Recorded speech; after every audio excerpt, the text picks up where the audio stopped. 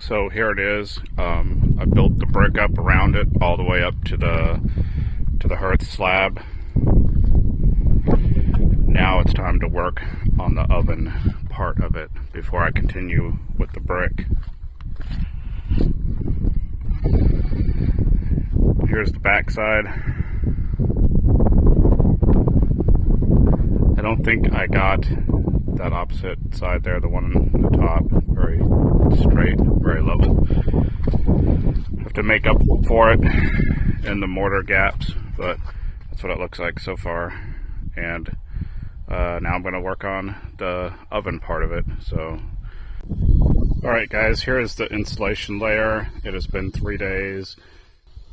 What I'm going to do now is do a skim coat of fire clay and sand over it to kind of level it out, because it's kind of got some low spots. So I'm just going to do a very skim coat.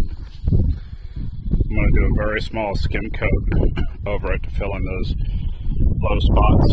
Here it is, the sand bed mix. It's 1 part fire clay, 1 part sand, and I'm going to go ahead and put that on here. Well, that's it. I did a skim coat over it to fill in all the little voids in the perlite and the vermiculite, and it's pretty smooth. I don't know how level it is, but I think it's level for the most part. I'm going to use a notched trowel, so it shouldn't be that hard to get the fire brick level on top of it.